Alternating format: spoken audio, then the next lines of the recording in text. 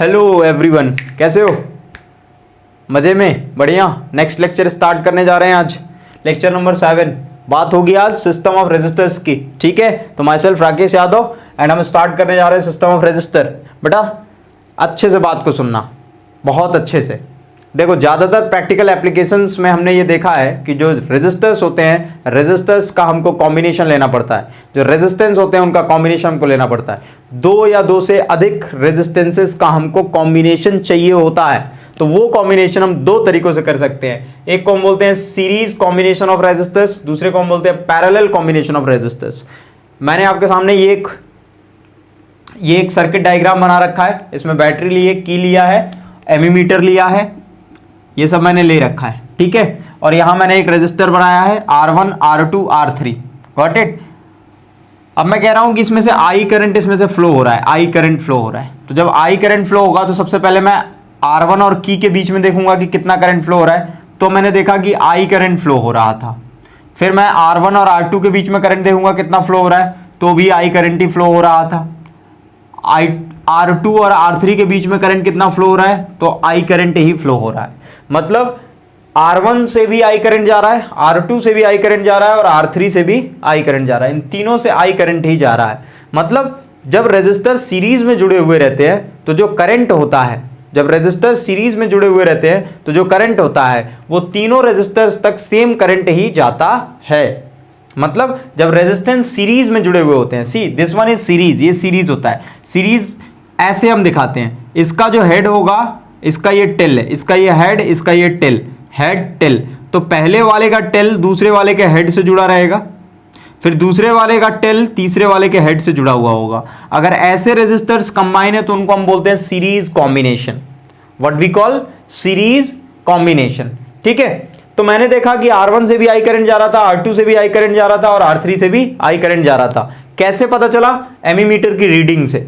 एमीमीटर की रीडिंग से पहले R1 पे देखा तो एमीमीटर आई करंट शो कर रहा था, फिर R2 और R1 के बीच में देखा तो भी आई करंट ही शो कर रहा था, फिर R2 और R3 के बीच में देखा तो भी आई करंट ही शो कर रहा था। इट मींस दैट कि current is not going to be change, current नहीं बदल रहा है, करंट नहीं बदल रहा। लेकिन यहां पर पोटेंशियल डिफरेंस हमने देखा, यहां पर पोटेंशियल डिफरेंस हमने एक वोल्ट मीटर लगा दिया, फिर यहां पर एक वोल्ट मीटर लगाया, फिर यहां पर एक वोल्ट मीटर लगाया।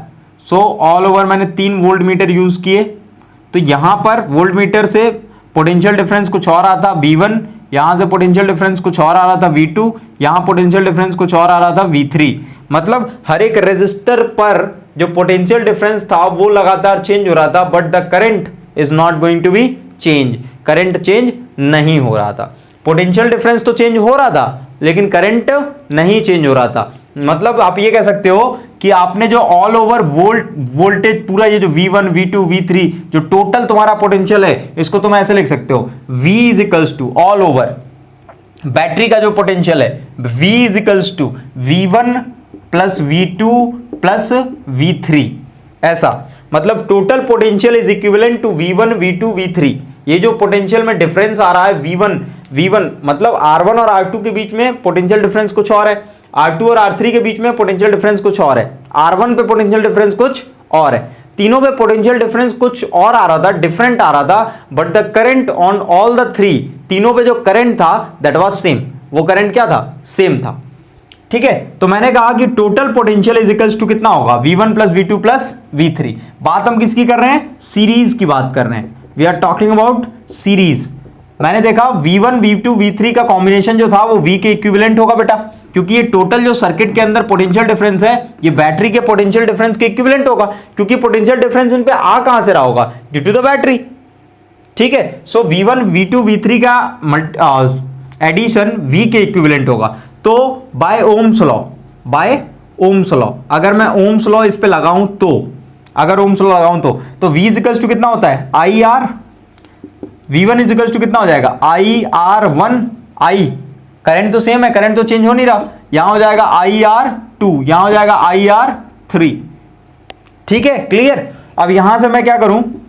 अगर मैं R1 I को यहां से I को अगर मैं कॉमन ले लूं तो क्या होगा? ये R1 plus R2 plus R3।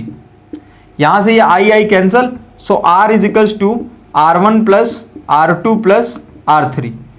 अब ये जो R है इसको हम बोलते हैं इक्विवेलेंट रेजिस्टेंस, टोटल रेजिस्टेंस है ये, इन तीनों का combination R1 R2 R3।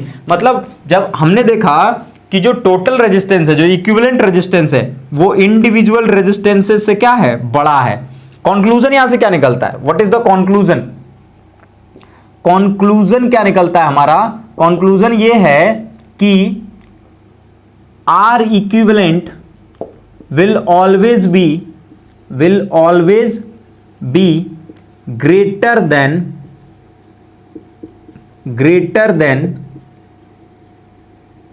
individual resistance। Individual resistance के कंपैरिजन में जो इक्विवेलेंट रेजिस्टेंस होगा वो हमेशा ही बड़ा होगा। आप देख पा रहे हो क्या कि इन तीनों को जब हम ऐड कर रहे हैं तब ये इक्विवेलेंट रेजिस्टेंस के बराबर आ रहा है। जब इन तीनों को ऐड किया जा रहा है तब ये इक्विवेलेंट रेजिस्टेंस के इक्विवेलेंट आ रहा है, ठीक है। लेकिन अगर हम देखें अलग से तो हमको अगर R1 को इसके इक्विवेलेंट लिखना है तो ये R2 और R3 इधर ले जाकर के इससे माइनस होंगे, तब ये R1 के इक्विवेलेंट होगा। इसका मतलब कि R इक्विवेलेंट जो है, टोटल रेजिस्टेंस जो है, वो R1 से भी बड़ा है। इंडिविजुअली अगर देखें तो ये टोटल रेजिस्टेंस R1 से बड़ा है, टोटल रेजिस्टेंस R2 से बड़ा होगा इंडिविजुअली, टोटल रेजिस्टेंस R3 से बड़ा होगा इंडिविजुअली। मतलब टोटल रेजिस्टेंस जो है वो तीनों ही रेजिस्टेंस का, R1 का, R2 का और R3 का क्या है, कॉम्बिनेशन है। It is the combination of R1 R2 and R3। अगर इतना समझ में आ गया हो, ये सीरीज वाली कहानी है, अगर समझ में आ गया हो तो स्क्रीनशॉट ले लो, फिर पैरेलल पे चलते हैं हम। हो गया, रफ कर दें, ओके। पैरेलल पे आते हैं, let us come to parallel. Parallel पे बात करते हैं। पैरेलल पे क्या बात होगी, तो पैरेलल के लिए भी हम एक सर्किट डायग्राम बनाएंगे। Let us make a circuit diagram for parallel. तो हमने ये एक बैटरी ली, यहां से ये पॉजिटिव नेगेटिव, यहां से ये करंट जा रहा है। फिर मैंने कहा कि यहां एक रेजिस्टेंस है, फिर ये ऐसे एक रेजिस्टेंस है और ऐसे एक रेजिस्टेंस है, ये ठीक है। और इन दो पॉइंट्स के बीच में एक वोल्ट मीटर लगा हुआ है, वोल्ट मीटर, ठीक है, पॉजिटिव नेगेटिव। और यहां हमने कहा कि एक एमीमीटर लगा है, एमीमीटर लगा है, पॉजिटिव नेगेटिव, ठीक है। और एक की भी लगा हुआ है, सपोज ये है की को क्लोज कर दिया गया, की को क्लोज कर दिया और आई करंट इसमें से फ्लो करा रहे हैं। की को क्लोज कर दिया और आई करंट यहां से फ्लो करा रहे हैं। जब आई करंट इसमें से फ्लो कराया हमने, तो हमने देखा कि जो करंट था वो डिस्ट्रीब्यूट हो गया। यहां चला गया I1 करंट, यहां चला गया I2, यहां चला गया I3। रीड कौन कर रहा है, एमीमीटर हमारा। एमीमीटर ने बताया कि यहां पर कुछ और करंट जा रहा है, यहां कुछ और करंट जा रहा है, यहां कुछ और करंट जा रहा है, ठीक है। बट वोल्ट मीटर हमारा कहता है कि इन तीनों पे जो पोटेंशियल डिफरेंस है वो सेम ही है। अब देखो सीरीज में क्या हुआ था, सीरीज में करंट जो था वो डिवाइड हो रहा था, और यहां पर क्या हो रहा है, सॉरी, सीरीज में जो था वो पोटेंशियल डिफरेंस डिवाइड हो रहा था।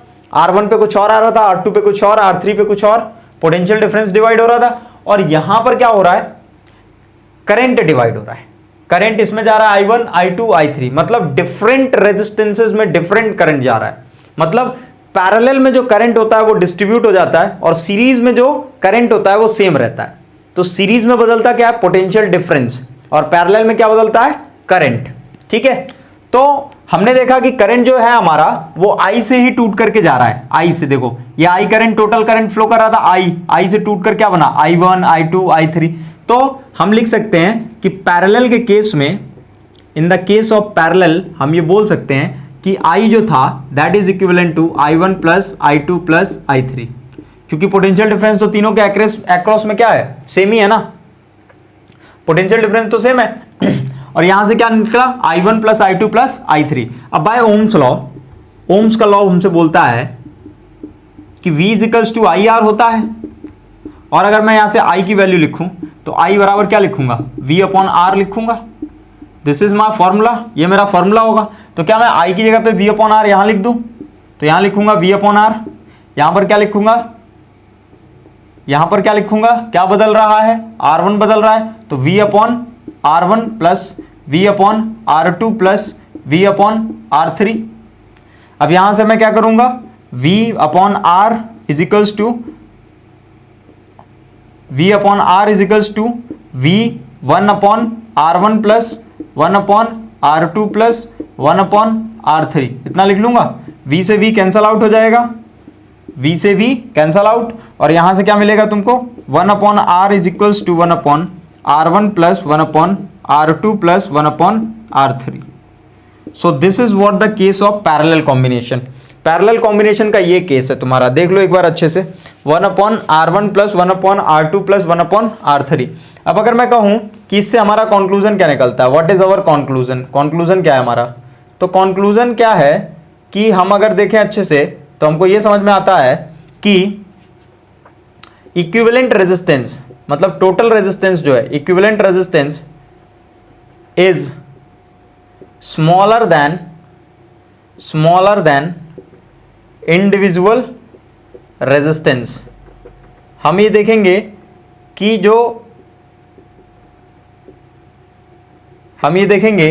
जो हमारा इक्विवेलेंट रेजिस्टेंस है, इक्विवेलेंट रेजिस्टेंस वो सबसे लोवेस्ट रेजिस्टेंस से भी कम है। इंडिविजुअली अगर देखेंगे तो इक्विवेलेंट रेजिस्टेंस सबसे लोवेस्ट रेजिस्टेंस, मान लो मैंने कहा सबसे लोवेस्ट रेजिस्टेंस ये है, तो टोटल रेजिस्टेंस जो आएगा ना, टोटल रेजिस्टेंस, वो टोटल रेजिस्टेंस इससे भी कम होगा। और उस वाले केस में क्या हो रहा था, उस वाले केस में equivalent resistance is always greater than individual resistance, individual resistance से इक्विवेलेंट रेजिस्टेंस हमेशा ज्यादा हो रहा था, और यहां पर इक्विवेलेंट रेजिस्टेंस के कंपैरिजन में इंडिविजुअल रेजिस्टेंस जो है वो ज्यादा है। ठीक है, सो दिस इज अवर फॉर्मूला, ये हमारा फॉर्मूला जो हमने प्रूफ करके लेकर आए। पहले में लेकर आए थे R1 सीरीज वाले केस में R1 plus R2 plus R3 is equals to R equivalent, यहां लेकर के आए हैं कि 1 upon R equivalent is equals to 1 upon R1 plus 1 upon R2 plus 1 upon R3। Clear, parallel और सीरीज का केस क्लियर। यहां करंट डिवाइड होता है, वहां पोटेंशियल डिफरेंस, यहां करंट अलग अलग होता है, वहां पर पोटेंशियल डिफरेंस रहता है। सबको क्लियर है ये बात, सिस्टम ऑफ रेजिस्टर सबको समझ में आया, ठीक है, रफ कर रहे हैं, आगे बढ़ते हम। अब आगे बढ़ेंगे बच्चों, तो आगे वाला जो हमारा टॉपिक है वो एक्चुअली हम ये बात करेंगे कि इल्यूमिनेशन जो होता है, इल्यूमिनेशन बल्ब में इल्यूमिनेशन का मतलब होता है कि बल्ब का ग्लो होना, glowing of bulb. Illumination in series, illumination in series and parallel और सीरीज में इल्यूमिनेशन इन द सेंस आप बोल सकते हो रोशनी, ठीक है, जो जलना, ग्लो करना, उसको हम बोलते हैं इल्यूमिनेट होना। ठीक है, illumination in series and parallel, series और पैरेलल के केस में इल्यूमिनेशन की बात करते हैं। ओके, देखो कोई मान लो तुम्हारे पास बल्ब है, तो तुम जब बल्ब पे देखोगे तो उस पे दो चीजें दी होती हैं, एक तो दिया रहता है तुम्हारा वाटेज एंड दूसरा दिया रहता है तुम्हारा वोल्टेज।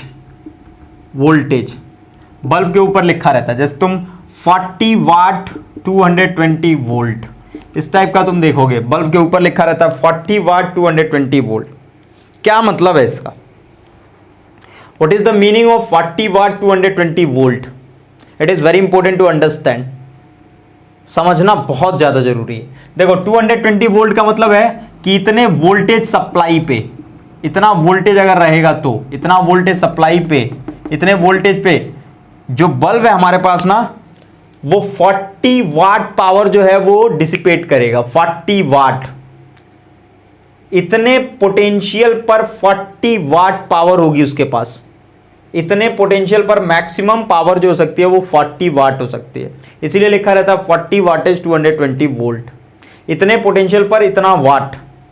ठीक है, 40 वाटेज 220, ठीक है, at 220 volt the bulb will dissipate 40 watt power. ये कहानी है, ये असली मीनिंग है। कि 220 वोल्ट पे बल्ब जो होगा वो 40 वाट पावर डिसिपेट करेगा, 220 वोल्ट पे वो 40 वाट पावर को क्या करेगा, डिसिपेट करेगा। ये लिखा रहता है जनरली बल्ब के ऊपर, है ना। तो अब तुमको एक चीज बताएं, एक खास बात बताएं कि मान लो तुमने 3 बल्ब लिए ऐसे करके, मान लो ये फर्स्ट बल्ब रहा तुम्हारा, फिर उसके बाद हम ऐसे आए और हमने कहा कि ये दूसरा बल्ब है हमारा, फिर हम ऐसे गए, फिर हमने कहा ये हमारा तीसरा बल्ब है। All over 3 bulbs is there, ठीक है। और तीनों किस में कनेक्टेड है, पैरेलली कनेक्टेड है। जब ये तीनों पैरेलली कनेक्टेड हैं और मैं यहां से आई करंट भेज रहा हूं, आई करंट, और मैंने कहा कि ये 40 वाट का बल्ब है, मैंने कहा ये 60 वाट का बल्ब है, मैंने कहा ये 100 वाट का बल्ब है। 3 बल्ब हैं, 40 वाट, 60 वाट, 100 वाट, और यहां से आई करंट मेरे द्वारा भेजा जा रहा है, ठीक है। फिर एक केस मैं सीरीज का लेता हूं, मैंने कहा एक बल्ब मेरे पास यहां है, दूसरा यहां है, तीसरा यहां है, 3 बल्ब हो गए। फिर मैंने कहा ये 40 वाट का बल्ब है, ये 60 वाट का बल्ब है, और ये 100 वाट का बल्ब है, ठीक है। 40 60 100 पैरेलल, 40 60 100 सीरीज। यहां से भी हम आई करंट ही फ्लो करा रहे हैं, यहां से भी आई करंट भेज रहे हैं, यहां से भी आई करंट भेज रहे हैं, दोनों में से आई करंट भेज रहे हैं। बस डिफरेंस ये है कि यहां पर ये बल्ब जो है वो सीरीज में है, और यहां पर ये जो बल्ब हैं ये पैरेलल है, ये पैरेलली कनेक्ट हैं और ये सीरीज में कनेक्ट है। इतनी बात सबको क्लियर है। अब तुम सोचो कि अगर मैं कहूं कि करंट यहां से जा रहा है तो यहां से करंट जा करके डिवाइड हो रहा होगा, लेकिन वहां तो सेम करंट पहुंच रहा होगा। तो इस वाले केस में कौन सा बल्ब ज्यादा तेज ग्लो करेगा, इस वाले बल्ब में किस बल्ब की सबसे ज्यादा इल्यूमिनेशन होगी, और यहां पर सबसे ज्यादा इल्यूमिनेशन किसकी होगी। तो तुम ध्यान से सुनो कि यहां पर potential difference across each bulb, हर एक बल्ब के अक्रॉस में potential difference is same, potential difference जो है वो सेम है। मान लो मैंने कहा कि ये तीनों बल्ब 220 वोल्टेज पे वर्क कर रहे हैं, और यहां पर भी मैंने कहा 220 वोल्ट पे ही कर रहे हैं। ये 220 वोल्ट पे कर रहा होगा, ये मान लो 240 पे कर रहा होगा, ये मान लो 260 पे कर रहा होगा, क्योंकि वोल्टेज तीनों का अलग अलग रहेगा ना। सीरीज में क्या रहता है, पोटेंशियल डिफरेंस अलग रहता है, ठीक है, पोटेंशियल डिफरेंस अलग रहता है सीरीज में, और यहां पर पैरेलली पोटेंशियल डिफरेंस सेम रहता है। तो ये पोटेंशियल डिफरेंस हमने कहा कि ये तीनों के तीनों बल्ब 220 पे वर्क कर रहे हैं, ये 220, 240 और 260 तीनों अलग अलग वर्क कर रहे हैं, अलग अलग पोटेंशियल पे वर्क कर रहे हैं। अब बात यह है कि करंट जब आएगा तो करंट इन तीनों में मैक्सिमम इल्यूमिनेशन किस बल्ब में होगी। तो आई एम टेलिंग यू कि पैरेलल के केस में, इन केस ऑफ पैरेलल, यहां लिखते हैं in case of parallel, parallel के केस में the 100 watt bulb will have maximum illumination. 100 watt का जो बल्ब है तुम्हारा, उसकी इल्यूमिनेशन सबसे ज्यादा होगी, मतलब वो सबसे ज्यादा जलेगा। 100 वाट का बल्ब सबसे ज्यादा जलेगा। यहां पर in case of series, in case of series, series के केस में the maximum illumination, maximum illumination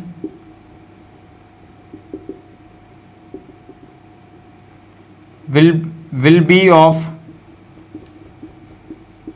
40 watt bulb. सबसे कम पावर का जो बल्ब है ना, वो सबसे तेज जलेगा। अब क्वेश्चन है कि क्यों ऐसा हो रहा है। तो तुम बात सुनो, करंट मैक्सिमम जो है, देखो मेरी बात सुनो, कहने का यह मतलब है कि अगर पोटेंशियल यहां पर सेम हो रहा है, यहां पोटेंशियल सेम हो रहा है, तो करंट यहां पर डिवाइड हो रहा है, करंट डिवाइड हो रहा है। यहां पोटेंशियल जो है वो डिफरेंट है, करंट सेम जा रहा है। तो सेम करंट अगर जा रहा है तो यहां पर इसका रेजिस्टेंस जो होगा वो ज्यादा होगा, रेजिस्टेंस इसका मैक्सिमम होगा। यहां पर इस बल्ब का रेजिस्टेंस मैक्सिमम होगा, 40 वाट वाले बल्ब का रेजिस्टेंस मैक्सिमम होगा, मैक्सिमम रेजिस्टेंस।